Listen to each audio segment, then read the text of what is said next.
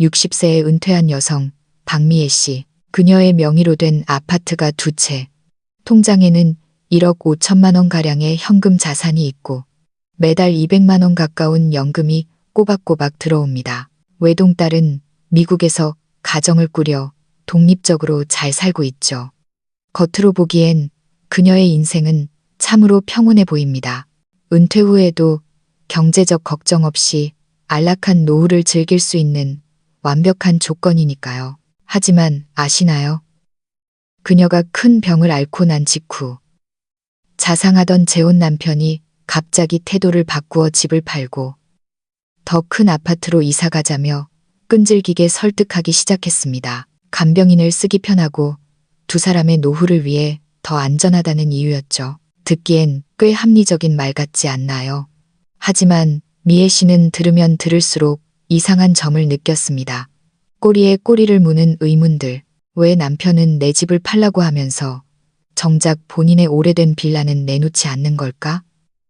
왜 우리의 새 보금자리 마련에 오로지 내 돈만 들어가는 걸까? 도대체 이 사람은 무엇을 노리는 걸까? 그리고 그 뒤에 숨겨진 비밀은 과연 무엇이었을까요? 오늘은 60세 박미애님의 사연을 들어보려 합니다. 이것은 노년의 신뢰, 돈, 그리고 재혼에 대한 뼈아픈 경종을 울리는 이야기입니다. 사람들은 나이 들어 재혼을 선택하는 것이 사무치는 외로움 때문이거나 아니면 여전히 사람의 정을 너무 믿어서라고들 합니다. 저는 올해 60살입니다. 매달 국민연금과 개인연금을 합쳐 200만 원 정도를 받습니다. 부유하진 않아도 쪼들리지 않는 생활이죠. 제 명의로 된 집은 2채가 있습니다. 한 채는 20년 넘게 살아온 서울 강북의 낡은 아파트지만 시장이 가깝고 교통이 편합니다. 다른 한 채는 젊은 시절 노후 대비로 사둔 경기도의 소형 오피스텔인데 지금은 새를 놓지 않고 비워둔 상태입니다. 여기에 수십 년간 알뜰살뜰 모은 현금 자산 1억 5천만 원 정도가 있으니 제 한몸 건사하며 노후를 보내기엔 부족함이 없습니다. 하나뿐인 딸은 미국에서 자리 잡고 사느라 바빠서 자주 연락하진 못합니다. 혼자 사는 삶은 규칙적입니다. 가끔 관악산에 오르거나 사우나를 가고 구청 문화센터에서 강좌를 듣기도 합니다. 화려하진 않지만 자유로운 나날들이죠. 하지만 밤이 되어 텅 빈 집에 들어서면 가끔은 견딜 수 없는 쓸쓸함이 밀려오곤 했습니다. 그러다 옛 직장 동료 모임에서 그 사람 민석 씨를 알게 되었습니다. 저보다 5살 연상인 그는 은퇴 전 중소기업 부장으로 일했다고 했습니다. 말하는 게 점잖고 논리적이었으며 사람을 배려할 줄 아는 듯 보였습니다. 그는 전처와 오래전 이혼했고 아들이 결혼해 분가한 뒤로는 서울 외곽의 오래된 다세대 주택 옥탑방에서 화초나 가꾸며 소박하게 산다고 했습니다. 그날 식사 자리에서 그는 제게 반찬을 챙겨주고 제 이야기를 눈을 맞추며 경청해 주었습니다. 번지르르한 말이 아니라 진중한 눈빛에서 묘한 신뢰감이 느껴졌습니다. 다음 날 아침 7시 그에게서 문자가 왔습니다. 아침은 드셨습니까? 나이 들수록 위장이 중요하니 꼭 챙겨 드세요. 그때 제 마음이 조금 흔들렸습니다. 이 사람은 내가 알던 남자들과는 다르다는 생각이 들었죠. 그는 실제로 행동으로 자신의 자상함을 증명했습니다. 제가 심한 몸살 감기에 걸렸을 때 소식을 듣자마자 차를 몰고 달려와 본죽과 약을 챙겨주며 물을 많이 마시라고 신신당부했습니다. 자주 저를 데리고 한강변을 산책하거나 맛집을 찾아다니며 제 마음의 문을 조금씩 열게 만들었죠. 교제한 지 반년쯤 지났을 때 그가 합치자고 제안했습니다. 저는 한참을 망설였습니다. 이 나이에 다시 결혼 생활을 한다는 게 현실감이 없었으니까요. 하지만 그의 한마디가 제 마음을 움직였습니다. 우리 둘 다 나이도 있는데 서로 의지하고 돌봐주며 사는 날이 얼마나 되겠습니까? 그래야 서로 마음도 놓이고요. 미국에 있는 딸에게 화상통화로 이 이야기를 꺼냈습니다. 딸은 처음엔 반대했지만 제가 워낙 단호하니 결국 알겠다고 했습니다. 대신 딸은 엄마, 혼인신고 하기 전에 꼭 부부재산 약정 등기를 해둬야 해라고 당부했습니다. 저도 그럴 생각이었습니다. 나중에 골치 아픈 일을 만들고 싶지 않았으니까요. 그렇게 우리는 혼인신고를 했고 법적으로도 재산 문제를 확실히 했습니다. 제 집과 예금, 심지어 훗날의 유산까지 그가 손대지 않고 제가 전적으로 관리한다는 내용이었습니다. 민석 씨는 그 말을 듣고도 전혀 불쾌해하지 않았습니다. 오히려 당신 참 생각이 깊네. 나도 덕분에 마음이 편해. 라며 웃어 넘겼습니다. 처음 합쳐서 살 때는 정말 좋았습니다. 그는 매일 아침 일찍 일어나 차를 우리고 과일을 깎아주며 자고 일어나서 안색이 좋아야 하루가 편안하다고 말해주곤 했습니다. 우리는 함께 버스를 타고 남대문 시장에 가서 칼국수를 사 먹기도 하고 가끔은 차를 빌려 강화도 바닷가로 드라이브를 가서 바람을 쐬기도 했습니다. 그는 자주 이렇게 말했습니다. 당신이 있으니까 이제야 사람 사는 것 같아. 그때 저는 천진난만하게도 제 노년에도 이런 동반자를 만날 수 있다는 게 축복이라고 생각했습니다. 언젠가 제가 늙고 병들면 이 사람이 내 마지막 길을 지켜주지 않을까 하는 기대도 몰래 품었죠. 하지만 지금 돌이켜보면 그 모든 상냥함과 배려는 그저 연기였을지도 모릅니다. 사람의 진짜 얼굴은 가장 취약할 때 드러난다는 걸 그때는 미처 몰랐습니다. 그해 겨울, 유독 서울 날씨가 매섭고 추웠습니다. 저는 계속 입맛이 없고 소화가 안 됐습니다. 갱년기 이후에 체질 변화련이 했습니다. 이 나이 여자들 몸엔 의뢰 고장나는 곳이 생기기 마련이니까요. 그런데 어느 날 새벽 3시 오른쪽 윗배를 칼로 찌르는 듯한 격통이 찾아왔습니다. 식은땀이 비 오듯 쏟아지고 침대에서 몸을 웅크린 채 꼼짝도 할 수 없었습니다. 제 신음소리에 깬 민석 씨는 고통스러워하는 저를 보고 즉시 119를 불렀습니다. 구급차 안에서 저는 생각했습니다. 천만다행이다. 이 사람이라도 옆에 있어서 망정이지. 혼자였다면 어쩔 뻔했나. 서울대병원 응급실에 도착해 검사한 결과 급성 담낭염의 합병증까지 겹쳐 당장 수술해야 한다는 진단을 받았습니다. 간호사가 수술 동의서를 내밀자 민석 씨는 주저없이 보호자란에 서명했습니다. 그 순간 저는 뭉클했습니다. 이것이 진짜 부부구나 싶었죠. 수술은 성공적이었지만 회복이 더뎠습니다. 마취가 풀린 후엔 온몸에 힘이 없어 앉는 것조차 부축이 필요했습니다. 입원해 있는 며칠 동안 민석 씨는 지극정성이었습니다. 매일 아침 7시면 병원에 도착해 직접 끓인 흰 쌀죽이 담긴 보온 도시락을 꺼냈습니다. 병원 밥은 소화 안 돼서 안 된다며 간장에 참기름까지 챙겨왔죠. 접수, 수납, 의사면담 같은 자질구레한 일도 도맡아 했고 제 건강보험증도 내가 갖고 있는 게 편하다며 지갑에 넣었습니다. 밤에는 좁디 좁은 보조침대에서 새우잠을 자면서도 불평 한마디 없었습니다. 다른 환자 가족들이 남편분이 어쩜 저리 자상하세요? 복 받으셨네. 라고 칭찬할 때마다 저는 정말 운이 좋다고 느꼈습니다. 하지만 퇴원해서 집으로 돌아온 그날부터 미묘한 변화가 감지되었습니다. 퇴원하던 날 오후 민석 씨의 부축을 받으며 집에 들어왔습니다. 소파에 앉아 익숙한 거실을 보니 안도감이 들었습니다. 그런데 민석 씨는 평소처럼 차를 내오는 대신 베란다로 나가 담배를 피워 물었습니다. 저는 깜짝 놀랐습니다. 그는 저에게 담배를 안 피운다고 했었거든요. 제 의아한 눈빛을 보더니 그는 요 며칠 긴장을 너무 했더니 한 대만 피우고 끊을게 라고 얼버무렸습니다. 간병하느라 힘들었겠지 싶어 넘어갔지만 마음 한구석에 불안한 씨앗이 심어졌습니다. 다음 날부터 몸이 채 회복되지도 않았는데 민석 씨는 자꾸 이사 이야기를 꺼내기 시작했습니다. 점심때 계란국을 침대로 가져온 그가 말했습니다. 어제 내가 곰곰이 생각해봤는데 우리 이 집은 정말 아니야. 뭐가 아닌데? 그는 국그릇을 내려놓고 창밖을 가리켰습니다.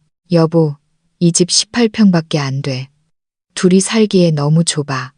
나중에 당신 간병인이라도 쓰려면 방이 하나 더 있어야지. 게다가 여기 4층인데 엘리베이터도 없잖아. 이번에 당신 아파서 업고 내려가는데 얼마나 위험했는지 알아? 듣고 보니 맞는 말이었습니다. 그는 계속 말을 이었습니다. 제일 중요한 건 환기야. 여긴 앞 베란다만 있고 뒤쪽 창문이 막혀서 공기가 안 통하잖아. 당신 이번에 병난 것도 다 이 집 공기 탓일지도 몰라. 저는 그의 말을 진지하게 고민했습니다. 확실히 지은 지 20년 넘은 이 아파트는 구조가 답답하고 낡긴 했습니다. 민석 씨는 제가 흔들리는 걸 눈치채고 애기를 박았습니다. 당신 저기 경기도에 있는 오피스텔도 비워뒀잖아. 그거랑 이 집이랑 싹 다 처분해서 우리 둘 살기 딱 좋은 새 아파트로 가자. 새 아파트, 응. 내가 요즘 봐둔 데가 있는데 요즘 신축 아파트는 구조가 기가 막혀. 적어도 30평대는 되어야 사람 사는 것 같지. 앞뒤로 통창이라 바람도 잘 통하고 무엇보다 엘리베이터가 있잖아. 우리 나이엔 그게 생명이야. 제가 물었습니다. 하지만 서울 신축 아파트는 엄청 비쌀 텐데. 그가 재빨리 대답했습니다. 비싸긴 하지. 하지만 생각해봐. 건강이 최고잖아. 지금 당신 집 두 채 합치면 얼추 8, 9억 원은 될 거야. 거기에 조금만 더 보태면 돼. 우리 능력으로 충분히 감당할 수 있어. 일리는 있었지만 덜컥 겁이 났습니다. 집은 온전히 제 명의인데 이걸 다 팔아서 새로 산다는 건 큰 결정이었으니까요. 민석 씨는 제 망설임을 읽고 다급히 덧붙였습니다. 걱정 마. 당연히 명의는 당신 앞으로 하는 거지. 내가 감히 무슨 욕심을 내겠어. 난 그저 우리가 편안하게 여생을 보낼 진짜 집을 원하는 거야. 우리의 집이라는 말에 마음이 또 약해졌습니다. 그 후 며칠간 그는 밥 먹듯이 이사 이야기를 꺼냈습니다. 신문 전단지에 아파트 평면도를 보여주며 여기는 안방에 화장실이 따로 있어서 밤에 거실까지 안 나가도 되라고 하거나 산책하다 신축 아파트를 보며 저기는 경비 시스템이 좋아서 안전해. 우리 집은 복도등도 어두워서 위험하잖아 라며 설득했습니다. 그의 화법은 교묘했습니다. 절대 집을 팔라고 강요하지 않고 현재의 불편함을 지적한 뒤 미래의 안락함을 우리라는 단어로 포장했습니다. 우리의 새 집, 우리의 미래, 우리가 함께 고를 가구. 마치 가정의 미래를 걱정하는 듬직한 남편처럼요. 하지만 저는 그 수많은 우리라는 말 뒤에 돈을 내는 건 오직 나뿐이라는 사실을 깨닫기 시작했습니다. 하루는 용기를 내어 물었습니다. 만약 진짜 이사 간다면 당신은 어떻게 보탤 건데? 그가 멈칫하더니 말했습니다. 나는 당연히 몸으로 때워야지. 집도 같이 보러 다니고 이사 준비 싹 다 하고. 아니, 경제적으로 말이야. 당신은 얼마를 낼 수 있어? 그는 한참 침묵하더니 웅얼거렸습니다. 그게 내가 모아둔 게 5천만 원 정도밖에 없어. 하지만 여보, 우린 부부잖아. 네 돈 내 돈이 어디 있어. 어차피 명의는 당신 건데 내가 얹혀 사는 셈 치는 거지. 기분이 확 상했습니다. 서울에서 10억이 넘는 새 아파트를 사는데 5천만 원이라니 턱도 없는 소리였습니다. 게다가 너무 뻔뻔하게 말하는 태도가 거슬렸습니다. 그날 밤 잠자리에 누워 딸의 말을 떠올렸습니다. 엄마, 재산 관리 잘해야 해. 이 두 채의 집은 제가 평생 피땀 흘려 마련한 것이었습니다. 과연 민석 씨가 나를 위하는 걸까? 아니면 다른 꿍꿍이가 있는 걸까? 의심이 싹트기 시작했습니다. 저는 그를 시험해 보기로 했습니다. 다음 날 아침, 민석 씨가 대충 데운 찐빵을 내놓고는 급히 장을 보러 나간 사이 동네 부동산 정보에 밝은 이웃 친구 지영에게 전화를 걸었습니다. 지영아, 나 하나만 물어볼게. 지금 우리 집 팔면 얼마나 받을 수 있을까? 지영이는 깜짝 놀랐습니다. 집을 판다고? 왜? 언니, 그 집 재개발 호재도 있는데. 아니, 그냥 궁금해서. 언니네 집은 낡았어도 입지가 좋아서 6억 중반은 받을 거야. 오피스텔은 한 2억 정도 하려나? 계산해보니 두 채 합쳐 8억 5천만 원 정도, 민석 씨의 예상과 비슷했습니다. 하지만 새 아파트를 사려면 제가 현금 3, 4억을 더 대출받거나 쏟아 부어야 했습니다. 지영아, 요즘 신축 30평대는 얼마나 하니? 언니, 요즘 서울 집값 미친 거 몰라? 30평대 신축이면 13억, 14억은 우습게 넘어가. 그리고 그 나이에 대출도 안 나와. 관리비는 또 얼마나 비싼데. 제 걱정이 깊어지자 지영이가 눈치 빠르게 물었습니다. 언니, 혹시 형부가 집 넓혀 가자고 꼬드겨? 저는 대답하지 못했습니다. 지영이는 목소리를 낮추며 말했습니다. 미애 언니, 정신 똑바로 차려. 내 주변에도 그런 남자들 많아. 여자 꼬셔서 집 팔고 새 집 사게 만든 다음 나중에 이혼할 때 재산 분할 청구하는 거. 뭐, 그게 무슨 소리야? 언니, 지금 언니 명의로 된 집은 결혼 전 재산이라 특유재산으로 분류돼서 이혼해도 형부가 손도 못 대. 근데 이걸 팔아서 새 아파트를 사잖아? 그럼 그 새 집은 혼인 후 형성된 재산으로 볼 여지가 생겨. 형부가 나도 기여했다고 우기면 골치 아파진다고. 법적으로 반반 나누라 할 수도 있어. 등골이 서늘해졌습니다. 전혀 생각지도 못했던 문제였습니다. 정말이니? 당연하지. 내 사촌 언니도 그렇게 당했어. 남편이 꼬셔서 친정 유산으로 받은 땅 팔아 아파트 샀는데 2년 뒤에 이혼하면서 그 아파트값 반을 뚝 떼어줬잖아. 남자가 진짜 언니를 위하면 왜 자기 돈은 안 내놓고 언니한테만 위험 부담을 지우겠어? 전화를 끊고 멍하니 앉아 있었습니다. 지영이의 말이 머릿속을 맴돌았습니다. 점심때쯤 민석 씨가 돌아왔습니다. 여보, 나왔어. 몸은 좀 어때? 저는 떠보듯 물었습니다. 당신, 아까 당신이 살던 옛날 빌라는 안 팔린다고 했지? 정말이야? 그가 당황하며 말했습니다. 그럼, 진짜라니까. 거긴 워낙 외지고 낡아서 내놓아봤자 아무도 안 사. 게다가 옥탑방 불법 증축 문제도 있어서 복잡해. 그럼 헐값에라도 팔면 되잖아. 우리 새집 사는데 당신도 조금이라도 보태야지. 그의 표정이 굳어졌습니다. 아니, 지금 당장 팔리지도 않는 걸 어쩌라고. 그리고 그거 팔아봤자 몇 푼이나 된다고 그래? 답이 나왔습니다. 그는 자기 재산은 절대 건드리지 않고 오로지 제 돈만 이용하려 했던 겁니다. 그럼 우리 새 아파트 사면 당신 이름도 공동명의로 올릴 거야? 이번엔 그의 눈빛이 흔들렸습니다. 에이, 그럴 필요가 있나. 돈은 당신이 냈는데 당신 명의로 해야지. 난 그냥 당신이랑 편하게 살고 싶을 뿐이야. 저는 속으로 냉소했습니다. 그렇게 욕심 없는 사람이 왜 그렇게 집을 바꾸자고 난리일까. 며칠 뒤 그는 또 모델하우스 팸플릿을 들고 와서 여기 수영장이랑 피트니스 센터도 있대라며 떠들었습니다. 제가 차갑게 쏘아붙였습니다. 그렇게 새 집이 좋으면 당신 돈으로 사. 왜 자꾸 내 돈만 가지고 그래? 그가 발끈했습니다. 말했잖아. 난 가진 게 없다고. 내 연금 180만 원으로 뭘 해? 그 연금 다 어디다 썼어?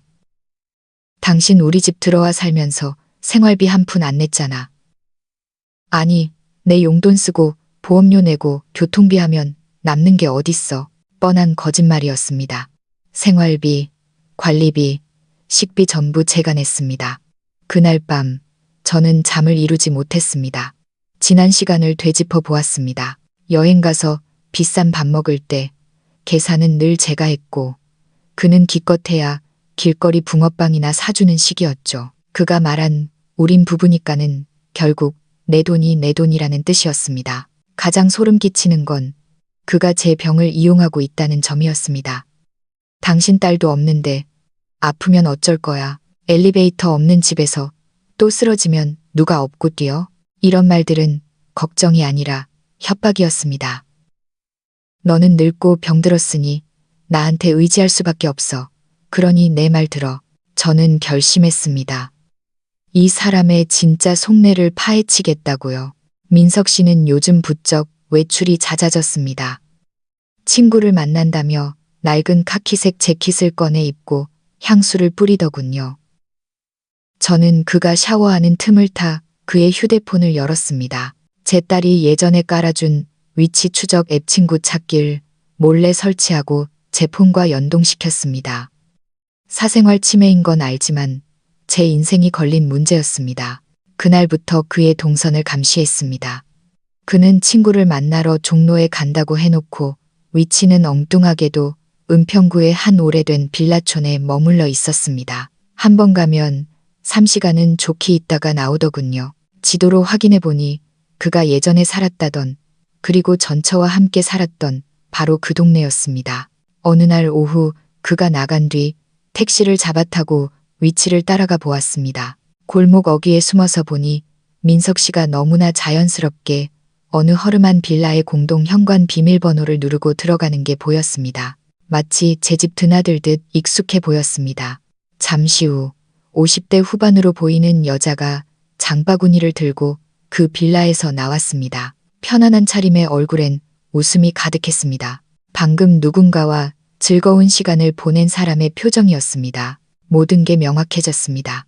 그는 저와 살면서 제 돈으로 편하게 지내고 뒤로는 전처와 계속 왕래하며 이중 생활을 하고 있었던 겁니다. 제 집을 팔아 새 아파트를 사면 나중에 이혼을 하든 제가 죽든 그 자산을 챙겨 전처와 노후를 보낼 계획이었을지도 모릅니다. 저는 증거를 모으기 시작했습니다. 위치 추적 캡처, 그가 거짓말한 날짜들, 그리고 변호사 상담까지 받았습니다. 변호사는 제게 말했습니다.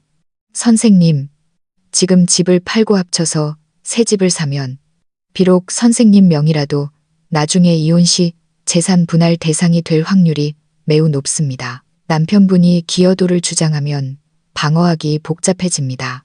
절대 섞지 마세요. 그날 저녁 민석 씨는 콧노래를 부르며 들어왔습니다. 여보, 오늘 김 부장 만나서 막걸리 한잔 했는데 참 좋더라. 뻔뻔한 얼굴을 보며 저는 마지막 결단을 내렸습니다. 운명의 날은 생각보다 빨리 왔습니다. 목요일 오전 부슬비가 내리는데 민석 씨가 말했습니다. 여보, 나 아는 지인이 판교 쪽에 모델하우스 구경 가자는데 당신도 같이 갈래? 그의 눈이 탐욕으로 반짝였습니다. 난 몸이 안 좋아서 쉴게. 당신이 가서 사진이나 찍어와. 그는 신나서 가방을 메고 나갔습니다. 갔다 올게. 거기가 구조가 아주 좋대. 그가 엘리베이터도 없는 계단을 내려가자마자 저는 미리 알아둔 열쇠 수리공에게 전화를 걸었습니다. 사장님, 지금 바로 와주세요. 도어락 전체를 교체해야 합니다. 기사가 오는 동안 저는 대형 이민 가방 2개를 꺼내 민석 씨의 짐을 싸기 시작했습니다. 옷가지, 세면도구, 그가 아끼던 면도기, 숨겨둔 담배, 그리고 전처가 사준 게 분명해 보이는 촌스러운 넥타이까지 빠짐없이 그러나 정갈하게 담았습니다. 물건을 훼손했다는 빌미를 주기 싫었거든요. 도어락 기사가 와서 번호키를 뜯어내고 최신형으로 교체했습니다. 사모님, 비밀번호 뭐로 해드릴까요? 저는 딸의 생일로 설정했습니다. 그의 짐가방 2개는 복도 계단참 구석에 얌전히 내놓았습니다. 그 위에 박민석 씨 짐이라고 쓴 쪽지를 붙였죠. 모든 일을 마치고 거실 소파에 앉아 차를 한 잔 따랐습니다. 텅 빈 거실이 그렇게 아늑할 수가 없었습니다. 이 시간쯤 지났을까 계단 올라오는 소리가 들렸습니다. 여보, 내가 진짜 좋은 집을 보고 왔는데. 삑삑삑 번호키 누르는 소리가 들렸지만 문은 열리지 않았습니다. 왜 이러지? 그가 다시 시도했지만 소용없었습니다. 쾅쾅쾅 그가 문을 두드렸습니다. 여보, 문이 안 열려. 안에 있어? 저는 인터폰 수화기를 들었습니다. 도어락 바꿨어. 제 목소리는 놀랍도록 차분했습니다. 뭐? 왜? 당신 짐 다 싸서 계단 옆에 뒀어. 가져가. 잠시 정적이 흐르더니 고함이 터져 나왔습니다. 박미애, 너 미쳤어? 갑자기 왜 이래? 나 안 미쳤어. 이제야 정신이 든 거지. 무슨 소리야. 우리 잘 지냈잖아. 잘 지냈지. 당신이 내 돈으로 호강하는 동안 뒤로는 전천의 집 들락거리면서 문 밖이 조용해졌습니다. 제 말이 전곡을 찌른 겁니다. 너 사람 뒷조사했어? 조사가 아니라 진실을 확인한 거야. 당신이 왜 그토록 내 집을 팔자고 했는지 이제 알겠어. 새 집 사서 재산 섞어놓고 나중에 반 챙겨서 그 여자랑 살려고 그랬지? 야, 억측하지 마. 난 그냥 그 사람이 아파서 잠깐 들여다본 거야. 아픈 사람 간호는 거기 가서 하세요. 내 집에서는 나가주시고. 이 여자가 진짜 문 열어. 우리 법적 부부야. 그래, 그러니까 이혼해. 난 증거 다 있어. 소송 갈래? 아니면 조용히 합의할래? 그는 한참 동안 문을 발로 차고 욕을 하더니 결국 지쳐서 물었습니다. 원하는 게 뭐야? 깔끔하게 이혼 도장 찍어. 위자료 청구 안 할 테니까. 대신 당신이 이 집에서 8년 동안 기생하며 쓴 돈 퇴직금 명목으로 500만 원 줄 테니 이거 받고 떨어져. 그가 비웃었습니다. 500? 장난해? 싫으면 소송해. 당신이 유책 배우자니까 한 푼도 못 받고 쫓겨날 줄 알아. 변호사 다 선임해놨어. 다음 날 동네 통장님을 증인으로 세우고 근처 카페에서 그를 만났습니다. 그는 하루 사이에 폭삭 늙어 보였습니다. 500만 원이 든 봉투와 합의 이혼 서류를 내밀자 그는 손을 떨며 서명했습니다. 너 후회할 거야. 늙어서 혼자 아프면 누가 돌봐줄 것 같아? 제가 웃으며 답했습니다. 내가 내 돈으로 간병인 쓸 거야. 너한테 뜯길 돈이면 평생 쓰고도 남아. 그는 돈 봉투를 챙겨 뒤도 안 돌아보고 떠났습니다. 통장님이 제 손을 잡으며 말했습니다. 미애 씨, 잘했어. 저런 사람은 거머리야. 빨리 떼어낸 게 복인 줄 알아. 집으로 돌아온 저는 소파 커버부터 바꿨습니다. 그가 앉아서 달아빠진 부분을 화사한 꽃무늬 천으로 덮어버렸죠. 냉장고를 열어 그가 좋아하던 기름진 고기 반찬을 다 갖다 버리고 제가 좋아하는 싱싱한 채소와 생선으로 채웠습니다. 베란다에는 그가 싫어하던 화분들을 잔뜩 들여놓았습니다. 이혼 후 3일째 되던 날 아침 비가 그치고 맑은 햇살이 거실 깊숙이 들어왔습니다. 저는 따뜻한 커피를 내리고 창밖을 보며 생각했습니다.